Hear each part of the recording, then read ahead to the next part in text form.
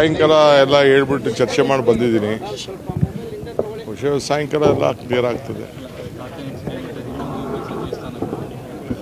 ಅದೆಲ್ಲ ಇನ್ನು ಸಚಿವ ಸ್ಥಾನ ಕೊಡೋದೆಲ್ಲ ಈಗ ಅಸೆಂಬ್ಲಿ ಮುಗಿಬೇಕು, ಆಮೇಲೆ ಅದರ ಟೈಮ್ ಚರ್ಚೆ ಇಲ್ಲ. ಈಗ ಸದ್ಯಕ್ಕೆ ಖಾತೆ ಮಾತ್ರ ಮಾಡಲೇಬೇಕಲ್ಲ.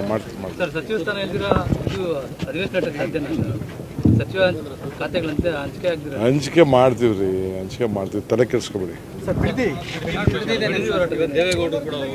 ಪಾಪ ಅವ್ರು ರಾಜಕೀಯದ ಉಡುವಿಗೋಸ್ಕರ ಅವ್ರು ಹೋರಾಟ ಮಾಡ್ತಾ ಇದ್ದಾರೆ.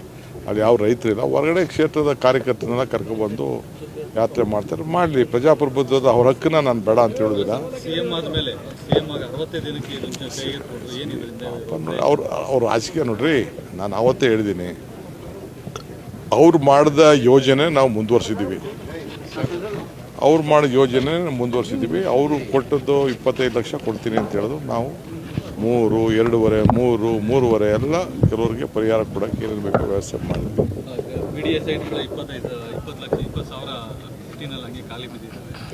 ಈಗೆಲ್ಲ ಕಂಪ್ಲೀಟ್ ಈಗೆಲ್ಲ ಮಾಡ್ತಾ ಇದೀವಿ.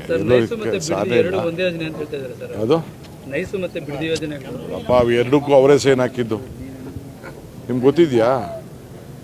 ನೈಸ್ ಯೋಜನೆ ಮಾಡಿದವ್ರು ಯಾರು? ಅವರೇ ಮಾಡಿದ್ದು. ಒಳ್ಳೇದು ಮಾಡಿದ್ದಾರೆ. ರೋಡ್ ಬಂದಿದ್ದಕ್ಕೆ ಬೆಂಗಳೂರು ಇವತ್ತು ಉಳ್ಕೊಂಡಿದೆ. ಅದೇನು ಅವ್ರು ಮಾಡಿದ ತಪ್ಪು ಅಂತಲ್ಲ, ಬಟ್ ಕೆಲವೇನೋ ಸ್ವಾರ್ಥಗಳಿದೆ. ಅದೆಲ್ಲ ಆಮೇಲೆ ಮಾತಾಡ್ತೀನಿ. ಟೈಮ್ ಬಂದಾಗ ಮಾತಾಡ್ತೀನಿ.